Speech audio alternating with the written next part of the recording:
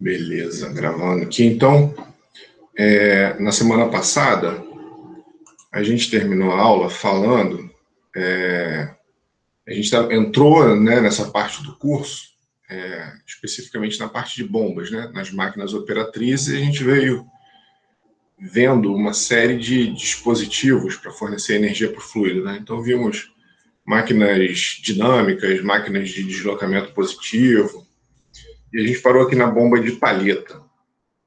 Aí, algumas soluções de bombeamento, digamos assim, né, porque são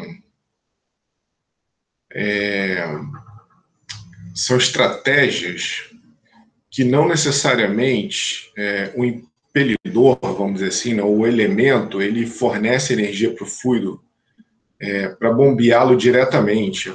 Ele promove alguma ação sobre o fluido e é essa ação que faz com que o fluido seja bombeado. Então, por exemplo, essa bomba aqui, que ela tem uma semelhança muito grande com a bomba centrífuga, que é a bomba Vortex, ela tem um princípio de funcionamento que ela cria um vórtice aqui, né, cria um redemoinho, e esse redemoinho tem uma região de baixa pressão, e aí essa região de baixa pressão suga, né, o escoamento. Vamos ver aqui, tem um videozinho, succiona o escoamento. Olha lá, ó, é o impelidor girando, o impelidor girando aqui, né, cria uma região de baixa pressão, e aqui essas bolinhas amarelas, eles estão representando como se fossem sólidos mesmo. Então, porque esse tipo de bomba, ele é bom para quando você precisa bombear partículas grandes. Então, é o que está mostrando aí, ó. A bomba tem essa característica, né? Então, cria esse redemoinho aí, esse redemoinho faz a coluna, induz o fluido a subir para a entrada da bomba, né? Então, é uma coisa desse tipo aqui. E aqui um exemplo, tá? Uma outra solução de bombeamento, né, que não necessariamente envolve uma bomba, aí, não envolve nem um dispositivo mecânico, né, na verdade, não tem trabalho mecânico sendo realizado, não tem uma máquina aqui. Isso é uma técnica de produção de petróleo, né, de elevação de coluna de petróleo, chamada gás lift, que a ideia aqui é que a gente tem poço, né, uma representação do poço, e aí a gente tem essa coluna aqui do meio, né, esse é o tubo de produção, né, por ele que sobe os fluidos produzidos. A questão é que o fluido passando aqui pelo tubo gera uma coluna hidrostática aqui, né? E aí, a questão é que essa coluna hidrostática tem um certo peso, né? Um certo peso γH, onde o H é a altura aqui dessa coluna. E a ideia é injetar gás aqui, ó, por esses mandris. O nome disso é mandril de gás lift, né? É nada mais do que uma válvula que regula a entrada de gás em cada seção aqui, em cada local da coluna. E isso diminui o peso da coluna hidrostática. Então, na verdade, não é nenhuma bomba, não tem nem máquina aqui envolvida, né? Mas é uma solução que compete com bomba e é uma solução que de fato aumenta a vazão, né, diminui a energia necessária para o fluido escoar e ele subir e ir para a superfície, né? Mas não necessariamente envolve uma máquina, envolve trabalho mecânico, né? Então aqui são duas representações análogas, né, representando mais ou menos a mesma coisa, e a vantagem é que normalmente existe gás com uma certa abundância numa planta de produção, né? Então é um gás que poderia até, sei lá, ser um subproduto e ele acaba sendo injetado novamente aqui para ajudar na produção, tá? Então também é uma solução de bombeamento. Bom, então a gente viu aí, claro que existem milhares de outras soluções, milhares de outras dispositivos e tudo mais, mas a gente viu alguns, os principais. Eu quis fazer uma cata aí dos principais dispositivos que eu encontrei, tanto em livros quanto alguns que eu já trabalhei na minha vida profissional, alguns que eu achei na literatura. E aí, aqui, finalmente, né, então a gente fez essa cata aí de alguns tipos de bomba, né? E aqui, esse gráfico aqui, ele representa, né, tem muitos livros que mostram essa comparação, uma comparação bem genérica, assim, né, bem qualitativa, não tem... A questão quantitativa aqui, né, essa faixa de head, a faixa de vazão, ela é muito mais para ilustrar, né? Não é para vocês se agarrarem muito nesses números aqui, mesmo porque é o que eu sempre digo, né? A indústria está sempre desenvolvendo soluções e empurrando o limite um pouquinho para frente. Então, isso daqui é mais para a gente ter uma ideia que as bombas alternativas e as rotativas, né, ou a de deslocamento positivo aqui seria, né, positivo, elas estariam numa região de baixa vazão e alto head, alta energia, pelo aquele motivo que a gente falou, né? É uma bomba que ela não tem muito limite de pressão, enquanto você tem um pistão que está empurrando o fluido para frente e toda a carcaça da bomba aguenta, enquanto você tem uma engrenagem ou um parafuso que está empurrando o fluido para frente e a carcaça suporta a pressão envolvida, a bomba vai funcionar. Isso daqui é muito mais um limite de resistência dos materiais que compõem a bomba do que do princípio de funcionamento dela mesma, né? Até mesmo, enfim, a tubulação, né? Toda a instalação que vai suportar o fluido que está sendo transportado. Então, isso é muito mais um limite operacional em termos de resistência de materiais do que limite operacional de um dispositivo mecânico. Aí a gente começa a entrar nas máquinas dinâmicas, quando a gente vem para esse lado aqui, nessas duas aqui, essas duas classes aqui de bomba, né, centrífugas, helicoidais e axiais, são as bombas dinâmicas, né? Aquelas que o fluido passa por alguma transformação de velocidade, e essa transformação de velocidade que resulta no aumento de energia. A gente vai começar a ver isso hoje, com mais detalhe, essas transformações, quantificar essas transformações. E aí a gente começa a entrar numa região de head mais baixo, né, de energia aqui mais baixo, e vazões maiores. Pelo princípio de funcionamento que a gente vai ver, né, existe um limite, o próprio dispositivo, a própria bomba, né, tem um limite de transformar a velocidade que o fluido ganha em pressão. Mas as vazões são enormes, as rotações são muito grandes aqui, e o fluido escoa de forma contínua, praticamente. Então, são vazões grandes envolvidas nesses dispositivos. E, de novo, né, só enfatizando, cuidado com esses limites aqui, tá? Isso é muito ilustrativo, é muito didático, só para falar que um tipo de dispositivo é mais adequado para baixas vazões e altas cargas, e outro tipo de dispositivo, altas vazões e baixas cargas. Mas o que é alto e o que é baixo, isso é relativo, né? Depende da aplicação, e até mesmo eu mostrei aquela bomba... tem uma questão de viscosidade envolvida também, né? Que a gente vai falar um pouquinho mais para frente. Mas até mesmo a bomba centrífuga submersa, que alguém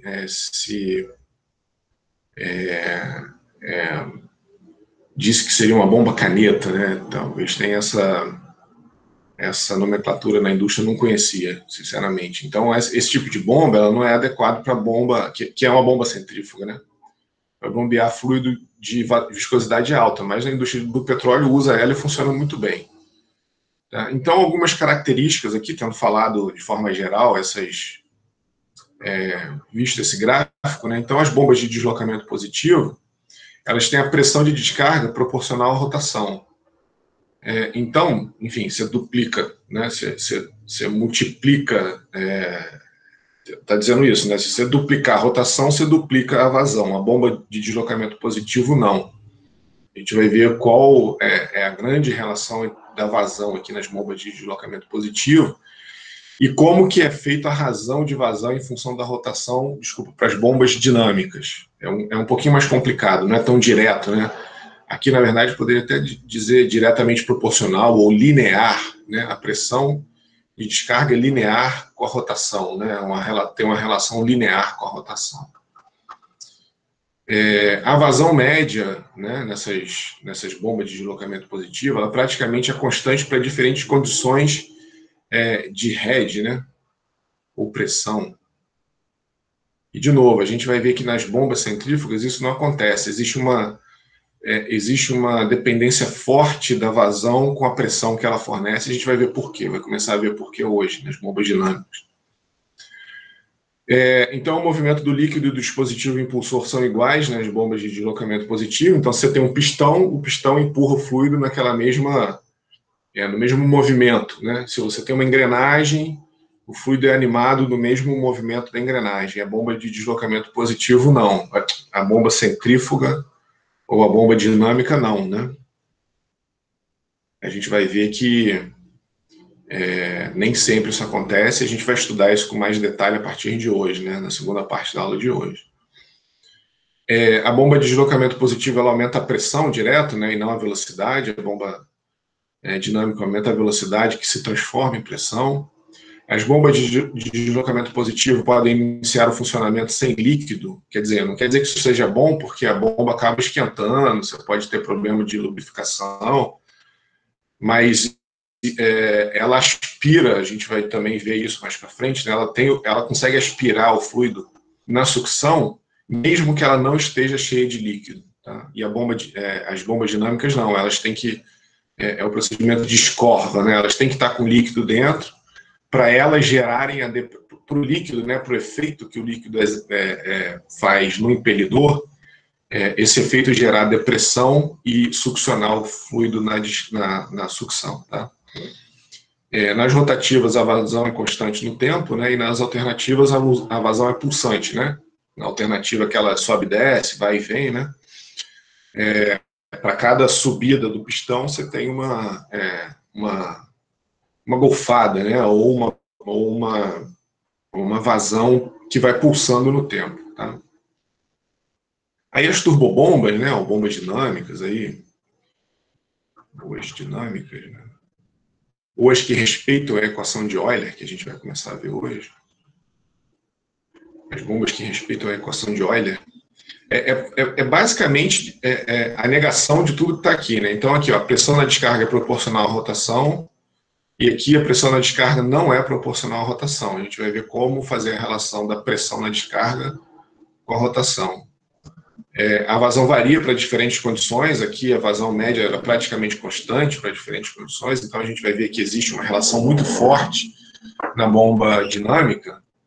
Existe uma relação muito forte entre vazão e o head, né, ou pressão, ou a energia que a bomba fornece. E isso é muito... ela é muito sensível, né? Uma turbobomba é muito sensível à condição contra a qual ela opera. Enquanto uma bomba de deslocamento positivo, não. Ela mantém a vazão constante, independente da condição que ela esteja trabalhando. O movimento do líquido do dispositivo impulsor não são iguais, então aqui estava dizendo que eram iguais, né? Aumento de pressão e velocidade nas turbobombas. Elas não podem iniciar o funcionamento sem líquido e a vazão é constante no tempo, ela não é pulsante. Né? Então, algumas características aí das duas. Aqui uma comparação num gráfico. Então, o que a gente está vendo aqui, até já dentro desse... A gente vai ver isso com mais detalhe, né? Mas aqui ele está falando aqui, ó, que a vazão varia para diferentes condições, está vendo? Nesse gráfico, o que a gente está vendo é o aumento de pressão, ou head, né? A energia que o fluido recebe. E aqui a descarga, né? A vazão também pode ser chamada de descarga, ou tem uma outra nomenclatura.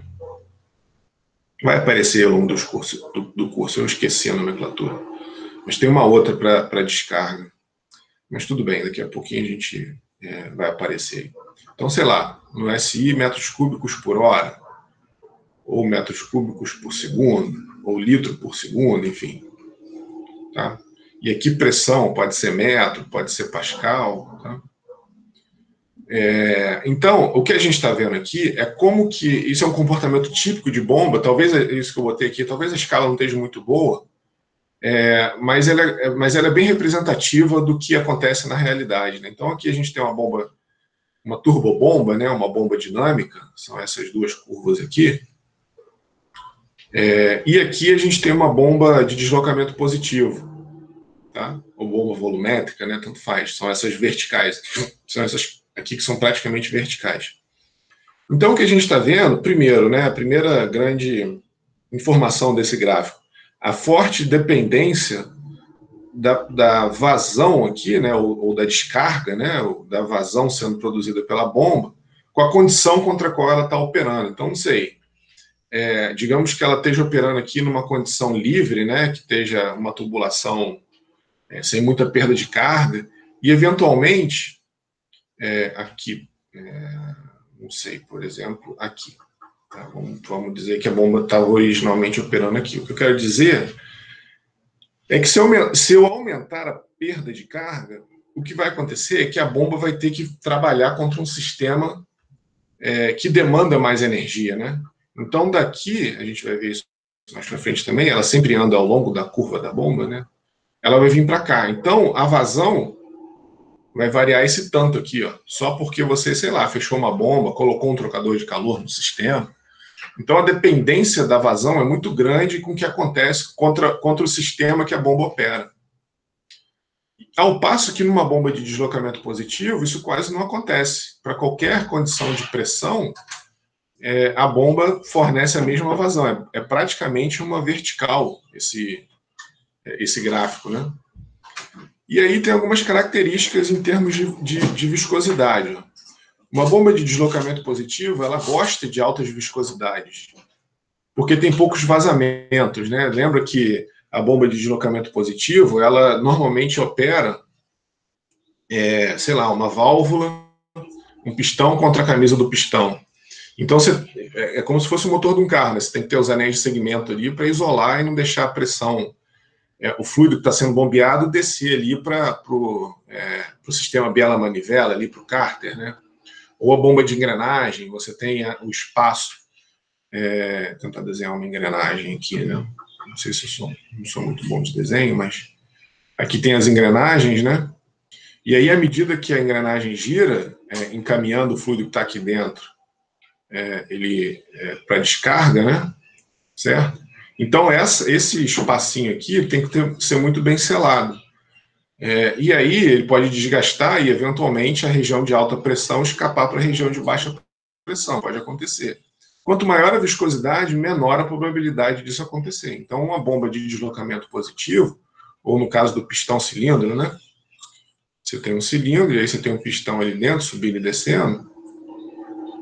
E aí também, da mesma forma, né? Na hora que o pistão está subindo, e aí aqui a gente tem as válvulas, né? A válvula de descarga, a válvula de admissão. Na hora que ele está subindo e comprimindo, né? Não comprimindo porque o líquido é incompressível, mas pressurizando o fluido para sair daqui, ó, uma parcela pode vazar pelo espaço, né? Pode ter um vazamento indesejado pelo espaço entre o pistão e o cilindro.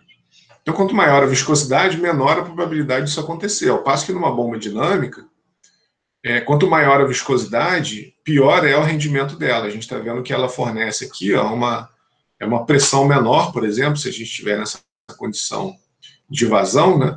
Ela vai fornecer uma pressão menor quando a viscosidade é maior.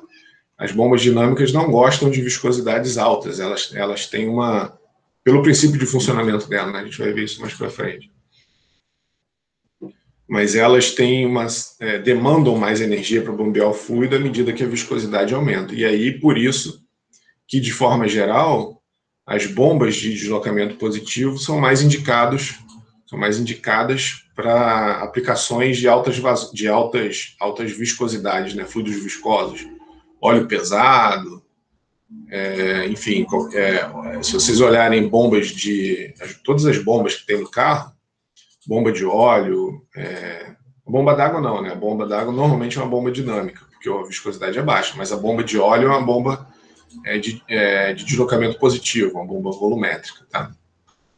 Então, de forma geral, é isso que acontece. Mas, de novo, cuidado, né? Porque aquele exemplo que eu dei, do que vocês chamaram de bomba caneta, ou a bomba centrífuga submersa, como é chamado na indústria do petróleo. Ela é uma bomba dinâmica e usada para bombear óleo. Então, às vezes é a opção que tem. Então, nem sempre essas regrinhas valem para alguns casos específicos, tá? Beleza, então terminamos essa parte de bombas introdutória, né? Agora a gente vai entrar especificamente a parte que a gente vai ficar maior do curso, que é bomba dinâmica. A gente vai ver muito detalhe da bomba centrífuga. Então, se alguém tem alguma dúvida, alguma pergunta de alguma coisa que passou aqui para trás. Certo? Então, beleza. Deixa eu fechar essa apresentação aqui. E abrir essa daqui. Bom, então, hoje a gente vai começar a falar das curvas teóricas e experimentais das turbobombas. Então, de novo, né, o que a gente vai passar a maior parte do curso. Vai falar das curvas, vai falar de cavitação, vai falar do sistema, né, como levantar as curvas do sistema. Primeiro a gente vê as curvas da bomba, depois a gente vê do sistema, e uma série de características das turbobombas. Tá? Então a gente começa com as curvas das turbobombas, as teóricas e as experimentais, né? O que a gente calcula no papel e o que é observado na prática.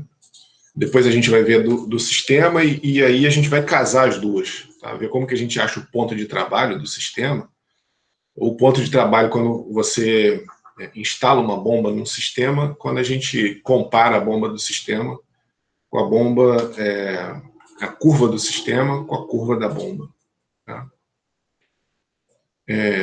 Então, o nosso foco, né, é a centrífuga pura ou radial. E aí, tá, é o que eu acabei de falar, beleza. Então, naquela classificação que a gente viu a aula passada, né, a gente está nesse ramo aqui, ó.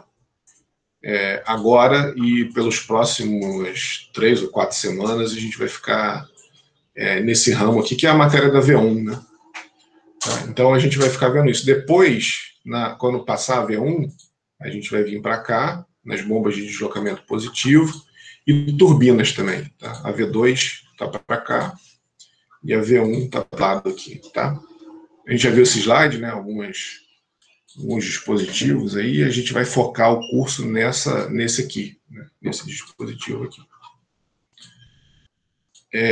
Então a gente vai estudar agora os detalhes adicionais. A gente viu já em linhas gerais, né?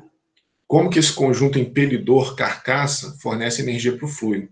Agora a gente vai ver alguns detalhes adicionais e fazer conta também, né? Aplicar o princípio da quantidade de movimento angular para a gente entender como que a rotação desse dispositivo, junto, né, com esse formato em caracol aqui da carcaça, fornece energia para o fluido. Tá? Então, é uma nomenclatura aqui do impelidor, né? Então, aqui seria a região do olho do impelidor, ou a entrada de água, né? Essa região que o fluido entra por aqui. As pás do impelidor, aí a gente tem a espessura do impelidor e o diâmetro do impelidor. E algumas consequências da mudança geométrica desse dispositivo. Então, se a gente aumenta a espessura aqui do impelidor, a gente aumenta a vazão, né? Então, a gente tem uma vazão maior, né? Vazão é velocidade vezes a área. Então, se a gente aumenta a área aqui, né? Aumenta essa área de passagem do fluido, a gente aumenta a vazão de escoamento. Se a gente aumentar o diâmetro aqui do impelidor, né? A gente tem uma pressão maior, a gente gera um head maior. E se a gente aumentar a rotação com que esse elemento gira, a gente aumenta a vazão e a pressão, né? Isso aqui a gente vai ver numa parte mais... Na verdade, tudo isso aqui a gente vai analisar numericamente, né? Vai fazer conta para ver a influência de todas essas variáveis aqui na bomba, né? Como consequência de funcionamento da bomba. Então, a questão é que o impelidor, né, a gente falou isso agora há pouco, alguns slides para trás, ele precisa inicialmente estar mergulhado em líquido. E aí a rotação faz com que o líquido se desloque em direção à periferia, né? Então, o que acontece é que aqui o fluido, o impelidor girando aqui, ele vai deslocar o fluido para a periferia. E aí esse deslocamento ele provoca não seria um vazio, né? Mas seria melhor chamar de um vácuo, né? Porque vazio nunca vai ficar, na verdade. Ele vai provocar uma região de baixa pressão na região central do impelidor. Na verdade está aqui, né? Baixa pressão. Melhor tirar esse vazio aqui e substituir isso por baixa pressão, porque não cria um vazio, na verdade. E aí é naturalmente preenchido, né, pelo fluido que está a montante ali, né, que está antes da bomba, que está chegando ali, certo?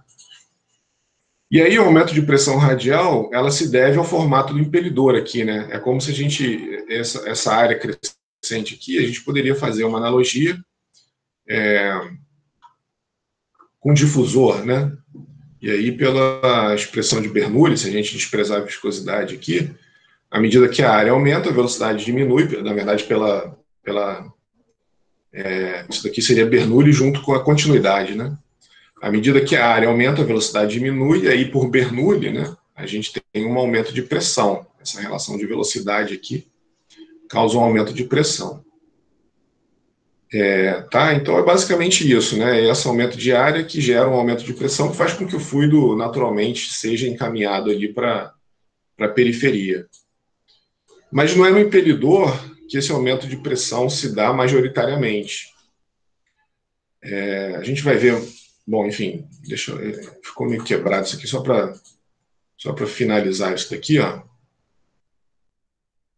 Enfim, depois a gente vai ver, isso daqui talvez ficou sem explicação, né? Mas não é no impelidor que é o aumento de pressão global. Tudo bem, a gente vai ver mais para frente onde que o aumento de pressão se dá majoritariamente. Tá? Isso daqui é só para enfatizar, na verdade, que não é esse o dispositivo, né? Na verdade, não é o impelidor o responsável por fornecer a maior parte da pressão para o fluido. Tá? Então, guarda essa informação numa caixinha aí na cabeça, depois a gente vai trabalhar com ela. Tá? Bom, aí o que vem na sequência aqui, né? É o seguinte, que existem bombas de mais de um estágio, que, de novo, né, a bomba centrífuga submersa, ou a bomba caneta, né, que foi mencionada, ela tem normalmente vários estágios. Então, a cada estágio, a pressão aumenta proporcionalmente. Né? Então, se a gente tem um aumento de pressão num estágio aqui, o estágio está representado só pelo impelidor, mas aqui teria um difusor em volta também, tá? Que é o que eu falei ali, que ficou meio quebrado, né? Que não é no difusor o maior aumento de pressão. Então, ela sai do impelidor, passa pelo difusor, e na saída do difusor é que ela vai para o outro estágio, que é composto de um impelidor e um difusor. Tá? O que a gente vai ver mais para frente é no difusor que o fluido adquire a maior parte da pressão. Então, nesse conjunto, né, o estágio, na verdade, é um conjunto impelidor, difusor, né? Que aqui é o que a gente viu aqui como a carcaça da bomba aqui para trás, né? É a carcaça da bomba. Mas em bombas de múltiplos estágios, ela normalmente não é dessa forma, né? A gente vai ver como é que ela é. Na verdade, a gente até viu, né, nas bombas centrífugas submersas, que é tudo acoplado ali no mesmo dispositivo cilíndrico, né? Na saída do impelidor tem um difusor, que a área aumenta, e aí é onde o fluido ganha a maior parte da pressão. Então, a cada estágio, a cada conjunto impelidor-difusor, né, nas bombas de múltiplos estágios, o fluido ganha a mesma. Aí é linear, né? Ela ganha. Se tem dois estágios, a gente tem duas vezes a pressão e a mesma vazão. Né? A vazão não muda, porque a área por onde o fluido passa não varia, né? Mas a pressão, ele vai ganhando pressão à medida que ele vai passando por vários estágios. E aí, com bombas de mais de um estágio, o aumento da pressão é o número de estágios vezes a pressão produzida em um estágio. Tá? Beleza? Bom, então alguns detalhes adicionais da carcaça, que é nela que acontece a maior parte do aumento da conversão de velocidade em pressão. Então vamos ver alguns detalhes adicionais da carcaça agora. Na verdade, esse formato involuto aqui, ó, que a gente vê que vai aumentando a área, tá vendo? Então a área aqui, ela naturalmente vai aumentando também. Ó.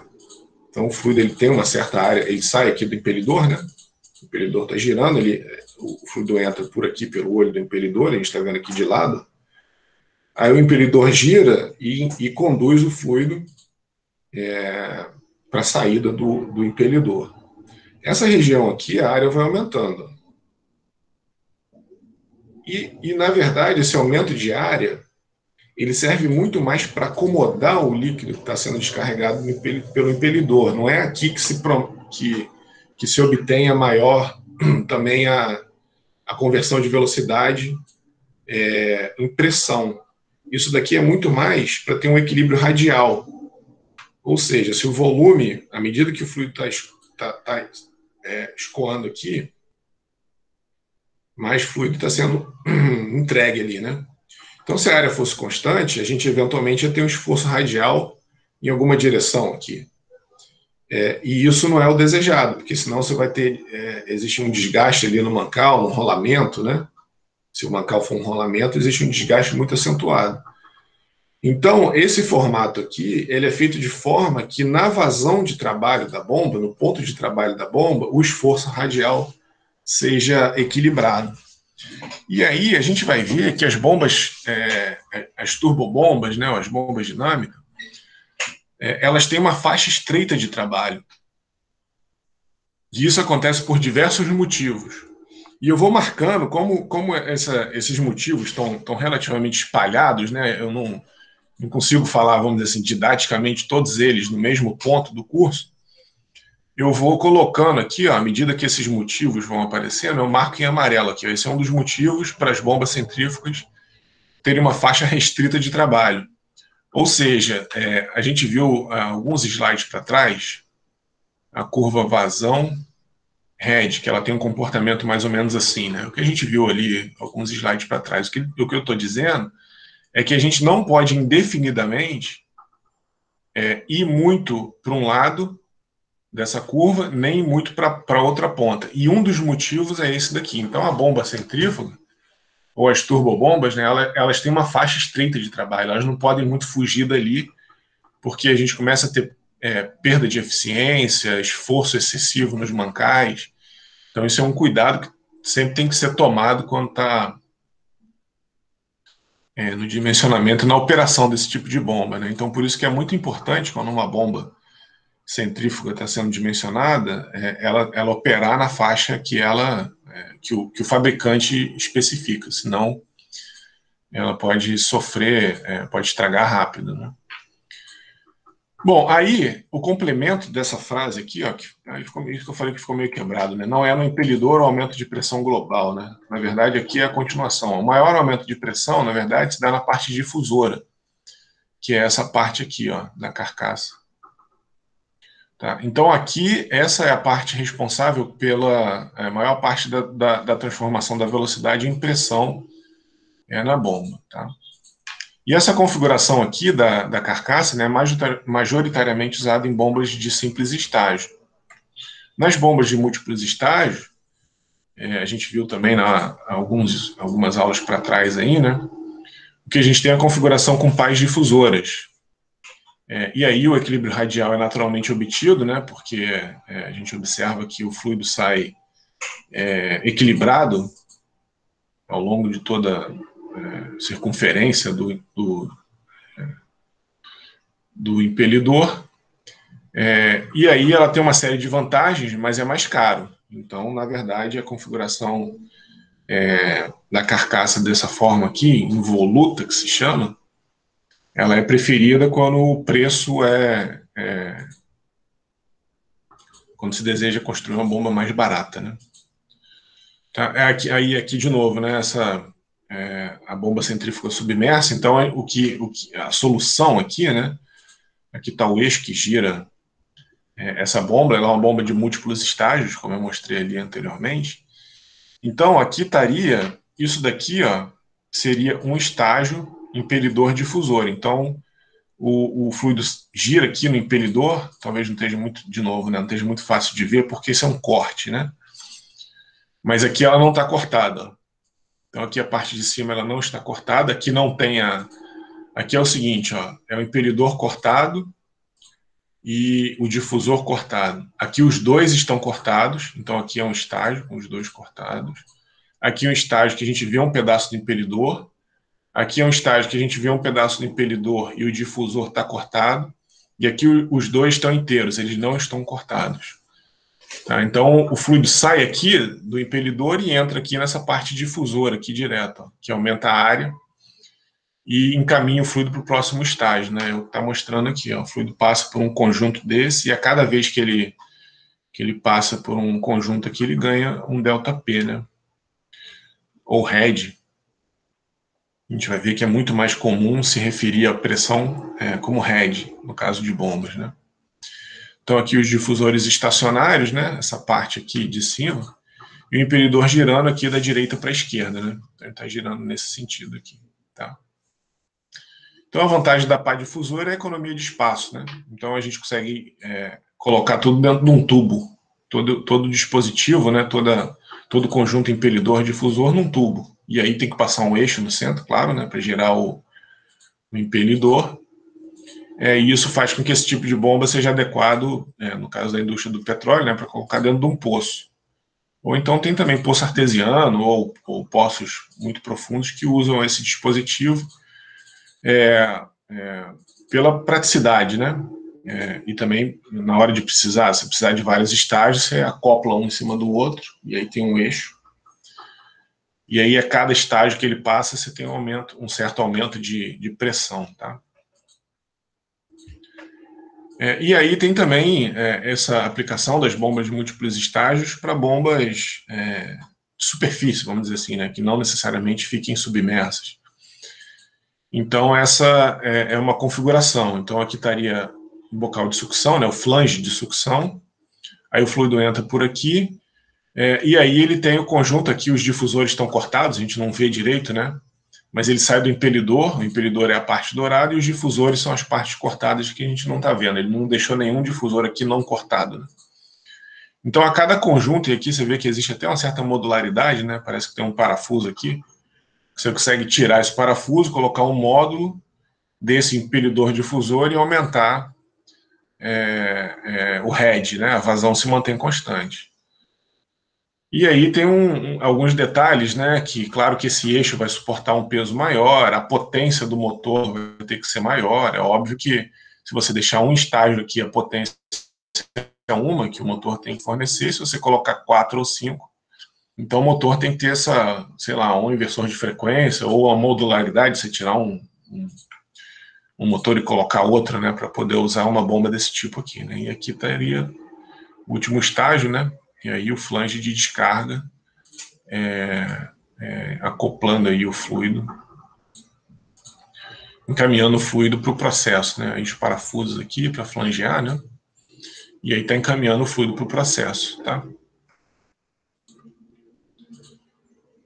Bom, então, tendo feito toda essa parte introdutória, conceitual, o que a gente vai fazer agora é conta, né? Entrar na parte de conta para quantificar. A gente vimos muitas comparações qualitativas, agora a gente vai fazer mais cálculos quantitativos, né? E aí o princípio de funcionamento desse tipo de bomba aqui, né, das turbobombas ou as bombas dinâmicas, elas seguem o princípio da quantidade de movimento angular, que a gente estuda lá em mecânica dos fluidos, quando a gente está vendo o teorema do transporte de Reynolds. E esse princípio, né, da variação da quantidade de movimento angular, ele depende das componentes da velocidade do fluido na entrada e na saída do impelidor, da massa do elemento que gira e do raio do elemento que gira. Isso daqui é relativamente óbvio, né? Um fluido com massa e com velocidade girando, é isso que vai influenciar o torque e a quantidade de movimento, quer dizer, a quantidade de movimento angular que se relaciona diretamente com o torque envolvido, né? Da mesma forma que um fluido se deslocando linearmente ao mudar de direção, certo? Então, se o fluido entra aqui com uma certa velocidade e sofre uma deflexão θ, né? Aqui na saída a gente vai ter um V cosseno θ, um V seno θ, né? Umas componentes verticais e horizontais, e essa mudança de direção faz com que forças horizontais e verticais apareçam aqui naturalmente no... desenhar isso aqui melhor, né? Então, se a gente tem um anteparo aqui, ó, esse é o exemplo clássico do anteparo lá de mecânica dos fluidos, né? Então, a gente tem um anteparo, tem um fluido escoando aqui, né? E aí esse anteparo muda a direção do fluido. Então, na medida que a gente tem um ângulo θ aqui, mudando a direção do fluido, né? De uma direção puramente horizontal, por exemplo, né? Para uma direção que ele vai ter componente V seno θ e V cosseno θ aqui, ó. Então, essa variação de direção faz com que haja, né, com que, naturalmente, esse anteparo aqui tenha que exercer uma força, porque senão ele é empurrado para a direita, né? Se não tiver uma força, se ele não estiver preso aqui no chão, ele vai ser empurrado para a direita porque o fluido está variando de direção. Esse é o princípio da quantidade de movimento linear. Então, as forças envolvidas aqui, elas dependem da massa, da velocidade e do ângulo com que o fluido varia. Da mesma forma, a quantidade de movimento angular, ela depende da velocidade, né, das componentes da entrada e da saída, da mesma forma que no princípio da quantidade de movimento angular, da massa do elemento que gira, claro que aqui também, para a gente saber as forças envolvidas aqui, a gente tem que saber a massa, e do raio, né? Como a gente viu lá, que é um impelidor que gira, né? Então, claro que o raio do impelidor vai ter uma influência forte na quantidade de movimento angular envolvida no processo de fornecimento de energia para o fluido. Bom, e aí para o nosso estudo, né, a gente tem que primeiro relacionar o torque necessário para variar a quantidade de movimento, que na verdade é isso que acontece, né? Na medida que o impelidor gira, ele varia a quantidade de movimento angular do fluido e a gente tem que saber o torque necessário. Primeiro a gente tem que saber quanto que o fluido precisa ter sua quantidade de movimento angular variado para fornecer uma certa tarefa e depois relacionar o torque que o motor tem que fornecer para o eixo aqui, ó, para girar o impelidor, tá? Certo? E aí a gente relaciona a quantidade de movimento angular com a energia fornecida ao fluido. Bom, então, para fazer todos esses passos aqui, ó, a gente vai relembrar os conceitos fundamentais de torque e rotação em física, né? Só para a gente começar do básico e depois ir complicando um pouquinho. Então, o mais básico que eu posso vir aqui, né, que eu posso falar, é a segunda lei de Newton para translação, né, que é o famoso somatório das forças igual a massa vezes a aceleração. Mas de forma vetorial aqui, ó, e de forma mais fundamental, né, o que a gente está relacionando é a força com a variação da quantidade de movimento linear, tá? Ou quantidade de movimento, né? Tem muito livro que simplesmente fala quantidade de movimento, ou então momentum. Cuidado que tem muito, já li em muitos lugares, né, se relacionar a essa quantidade de MV, né, momentum, chamar de momento. Mas não é, momento é o momento que a gente está vivendo agora, é o momento. Ou então é o momento de uma força, né, é o torque. Desculpa, não é o torque, né, é a força vezes enfim, é o momento lá da estática, né, da mecânica dos sólidos, né, momento com relação à força. Tá? Então, aqui é momento ou quantidade de movimento linear ou quantidade de movimento, que é a grandeza dada da forma integral, né? Como a gente vê lá em mecânica dos fluidos, é a integral de V rho dV. Se a gente assumir, né, só para trazer para uma notação mais familiar aqui, ó, se a gente assumir que a velocidade é uniforme no escoamento, a gente traz essa velocidade para fora da integral, e a integral de rho dV no volume, né? Então, se a massa específica também for constante, ela sai da integral. E a integral no volume de dV é o próprio volume, né? Então, isso daqui fornece a massa. Então, o P, que é a quantidade de movimento, é justamente o mv, né? Que a gente está acostumado lá da física, né? Massa vezes a velocidade. Tá? E é essa grandeza que se conserva lá no choque e tudo mais, né? Choque de partículas e tudo mais. Tá? Quando a gente estuda aquela parte de física de choque, colisão, essas coisas, né? Tá? Então é o famoso, então aqui a quantidade de movimento é a famosa massa vezes a velocidade, né?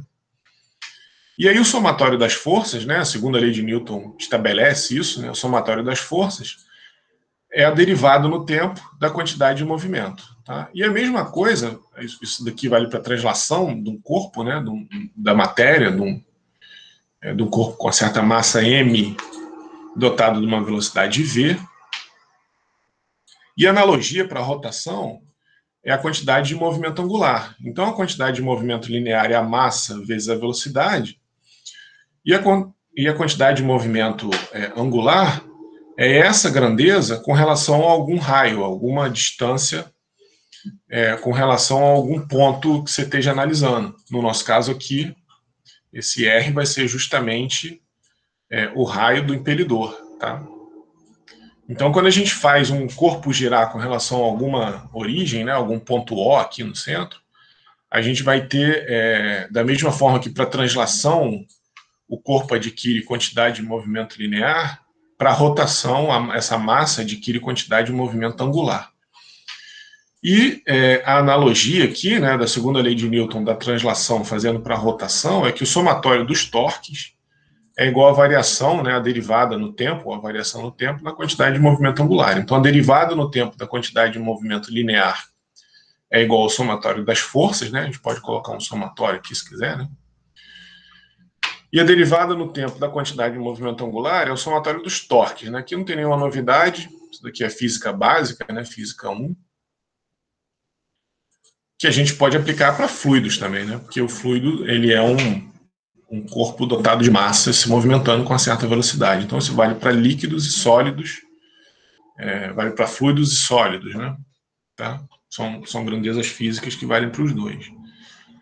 E aí, para um corpo rígido, né, se eu pegar essa expressão aqui e escrevê-la para um corpo rígido, a gente pode primeiro escrever a velocidade aqui linear como R ômega, né? E aí resolvendo essa integral e avaliando essa componente, né? Porque observa que isso é uma grandeza vetorial. Se a gente fizer as contas aqui vetoriais e avaliar as componentes dessa integral, a gente simplesmente fica com essa relação aqui, ó, H, né, a quantidade de movimento linear, aí aqui sumiu a notação vetorial, porque isso é uma componente, né? É o R ao quadrado, M ômega. Tá? Então, essa grandeza, quantidade de movimento angular, ela pode ser escrita em suas componentes, né, em uma das componentes dessa forma. Onde R ao quadrado M é uma grandeza que aparece tanto em física que ela foi batizada e foi, inclusive, atabelada. Né? É um momento de inércia e é representado pela letra I. Né? O que é um movimento de inércia? Né? É a inércia do corpo à rotação, da mesma maneira que a massa é a inércia do corpo à translação. Né? Tá? Então, para um corpo rígido, a gente pode escrever a quantidade de movimento angular como o momento de inércia vezes a velocidade de rotação, né? Simplesmente joga aqui o momento de inércia aí, tá? Beleza, então nenhuma novidade maior aí, né? Só relembrando conceitos. Então, como T é derivado no tempo do H, né, da quantidade de movimento angular, a gente fica com I de ômega dt. Só que o d ômega dt é alfa, né? Então, o torque, né, o somatório de todos os torques agindo num corpo sólido, né, é o momento de inércia vezes a aceleração angular do corpo. Tá? Quanto mais massa e maior a distância da massa com relação a um ponto que você esteja girando o corpo, né, maior o torque. Tá? Maior o torque necessário. E o torque ele varia com raio ao quadrado e linearmente com a massa. Então, se você aumentar o raio, o torque aumenta quadraticamente. Se você aumentar a massa, o torque aumenta linearmente. Né? Bom, e aí, fazendo essa analogia, né, então tem que haver uma força agindo para variar a quantidade de movimento linear, isso aqui para uma massa específica constante, né? Da mesma maneira que tem que ter uma força tangencial ou um torque para variar a quantidade de movimento angular. Tá? E assim como a massa é uma medida de inércia contra o deslocamento, o momento de inércia é a medida de inércia contra a rotação. Tá? Então, quem faz o papel de reagir, né, a rotação é o momento de inércia, é o R ao quadrado M, e quem faz o papel de reagir à variação da velocidade é a massa. Né? Quanto maior a massa, mais força você tem que exercer num corpo para variar a sua velocidade, e quanto maior o momento de inércia, mais torque você tem que exercer no corpo para variar a velocidade angular dele, tá? Bom, fisicamente é isso, uma tabelinha aqui, né, só relacionando, fazendo uma analogia entre as quantidades lineares e angulares, isso que a gente já discutiu agora, né, anteriormente, né, a massa, o momento de inércia, né,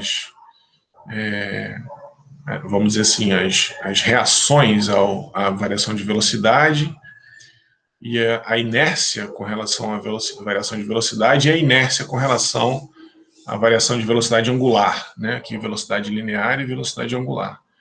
Da mesma forma que a gente tem uma aceleração linear nas quantidades lineares, a gente tem uma aceleração angular nas quantidades angulares, e assim sucessivamente, né? Aí a gente tem a quantidade de movimento linear, mv, a quantidade de movimento angular, i ômega, e como a quantidade de movimento linear se relaciona com a força e como a quantidade de movimento angular se relaciona com o torque. Tá? Então são essas analogias para trazer de volta para a nossa cabeça essas grandezas aí, essas quantidades angulares. Tá? Bom, o que isso tem a ver com máquinas de fluxo, né?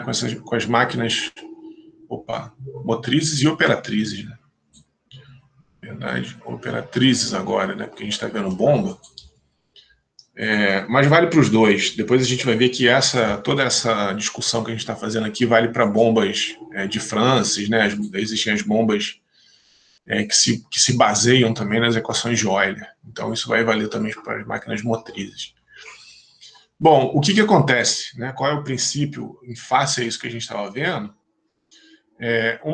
Um dispositivo desse tem fornecimento de torque de eixo, né? Então o torque aqui fornecido faz o eixo girar, e esse torque aqui, que faz o eixo girar, aumenta a quantidade de movimento angular do fluido.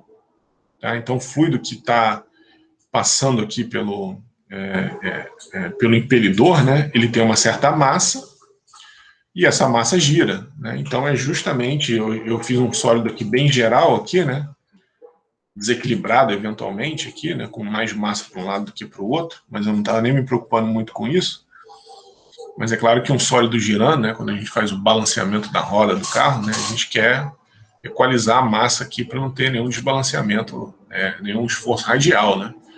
E a mesma coisa para uma bomba. Aqui eu fiz um sólido com a geometria meio maluca aí, mas a representação seria essa, né? A gente está girando uma massa de fluido. A bomba gira uma massa de fluido, o impelidor recebe torque do eixo, e esse torque se transforma, ou se relaciona, né? Com a variação da quantidade de movimento angular no tempo, tá? Então, através do momento de inércia. Tá? Então, aqui é um vetor, né? Tá? Aqui, eventualmente, também é um vetor, né? Tá? Então, é isso que a gente precisa definir, né? Como que o torque fornecido aumenta a quantidade de movimento angular do fluido e como que o aumento da quantidade de movimento angular fornece a energia que o fluido precisa para vencer todas as pressões que ele precisa vencer, né? As válvulas, as curvas, lembra lá de perda de carga de mecânica dos fluidos, né? Que o fluido pode encontrar um trocador de calor, que ele vai ter necessariamente que vencer as perdas ali para passar pelo circuito, né? Ele pode encontrar uma válvula, ele pode encontrar curva, ele pode encontrar T, divisão, então ele pode ter que ser bombeado por uma altura muito grande, por uma distância muito grande, enfrentando perdas de carga, né? Um turbo rugoso. Então tudo isso faz com que a bomba precise fornecer energia para vencer todas as barreiras que o fluido tem que vencer na vazão de projeto, né? Porque, na verdade, aí é que é a questão, né? O fluido ele tem que ser bombeado na vazão e na altura de projeto, tá? E para isso, o fluido ele recebe torque de um eixo, esse eixo gira, varia a quantidade de movimento angular do fluido, e aí essa variação de quantidade de movimento angular fornece energia para o fluido, tá? Então a ideia básica, né, conceitual, vamos dizer assim, é essa. Então vamos fazer conta agora, né? Não, agora não, mais para frente. Então a gente vai relembrar o teorema do transporte de Reynolds para a gente começar a fazer conta. Tem muito autor, e eu já li isso em muitos livros, mas eu não gosto muito de usar essa explicação ou essa nomenclatura, né? que diz que o fluido ele vai para a periferia por causa da força centrífuga. Mas os físicos, eles explicam lá, até por experimentos bem simples, que força centrífuga não existe. Na verdade, existe ausência de força centrípeta. Então foi o que eu botei aqui, ó. Como não existe força centrípeta, como nada está segurando o fluido com força centrípeta, é aquela dirigida para o centro, né, de rotação. Então, como não tem nada ali restringindo o movimento do fluido, que faça com que ele vá para a periferia, ao girar o fluido se desloca, saindo, né? Ainda bem, é o que a gente quer, né? Quer que ele saia. Então, na ausência de força centrípeta, na verdade, essas bombas são chamadas de bombas centrífugas por causa dessa questão, né? Que até tem as centrífugas industriais, né? Que centrifugam, que joga o fluido para a periferia, né? Na verdade, não é a força centrífuga, é a ausência da força centrípeta que faz com que o fluido vá para a periferia, né? Na máquina de lavar roupa e tudo mais. Então, não é nenhuma força que empurra ele para fora, é a ausência de uma força que puxa-o para dentro, tá? Bom, então, como a quantidade de movimento angular aumenta, a velocidade aumenta, né? A gente tem a nossa relação lá do raio e da massa, né? Então a gente tem um raio aumentando, mas a velocidade também vai aumentar. E aí, ao passar por uma série de pais de área crescente, a velocidade é convertida em pressão, tá? Então a ideia básica é essa, né? Então, à medida que a gente, de novo, né, não é aqui o maior aumento. Opa! Não é aqui o maior aumento de pressão, como a gente já viu, né? É nessa região difusora aqui da carcaça. Mas, de qualquer forma, o fluido tem que ganhar alguma pressão aqui para se encaminhar, para chegar lá, né? Tá? Então, ele já ganha uma certa pressão aqui, por causa desse aumento de área, mas a maior parte da pressão que o fluido recebe para vencer todas as perdas que ele tem pela frente é aqui na parte difusora da carcaça. Beleza? Bom, já falamos isso, né? Ao longo da bomba a velocidade varia em função da quantidade de movimento. Ah, sim. Isso daqui é uma coisa importante, ó. Isso é uma coisa que é uma dúvida que eu tive logo no começo, quando eu comecei a estudar a bomba, né? Porque é o seguinte, existem variações de velocidade dentro da bomba, tá? Agora, se a gente pegar de forma global a velocidade na saída aqui V2 e a velocidade com que o líquido entra V1, assumindo que o diâmetro D2 seja igual ao diâmetro D1, na verdade, seria esse diâmetro aqui, né? Deixa eu fazer melhor aqui. Assumindo aqui, ó, que esse diâmetro D2 seja igual ao diâmetro D1, a velocidade V2 tem que ser igual à velocidade V1, certo? Então, a bomba, atualmente, não muda a velocidade do escoamento. Ela nem pode mudar, porque senão a continuidade, né, senão a gente estaria ou num fluido incompressível, que normalmente a bomba trabalha com fluidos compressíveis, ou a gente tem uma variação de diâmetro aqui. Não tem como a bomba aumentar a velocidade do escoamento globalmente, tá?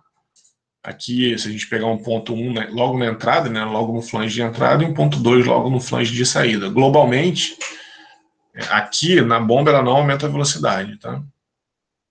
Mas dentro dela tem sim variações de velocidade por causa desses dispositivos aqui que aumentam, né, e diminuem a área. E aí, localmente aqui dentro da bomba, a gente tem variações de velocidade sim, tá? Bom, então o torque é necessário para gerar essa massa de fluido e ele se relaciona com a quantidade de movimento angular do fluido, que depende da sua massa, velocidade e raio. Então a gente precisa de uma expressão que relaciona o torque com a quantidade de movimento angular. E essa expressão é justamente o teorema do transporte de Reynolds. Vamos dar uma paradinha aqui 9 horas, né? Aí a gente começa, já deu 1 hora de aula, a gente começa a falar no retorno do princípio da quantidade, relembrar, né, o princípio da quantidade de movimento angular. Tá? Alguém quer aproveitar aí a pausa para fazer alguma pergunta? Tem alguma dúvida? Certo? Bom, então, daqui a 10 minutos a gente volta aí.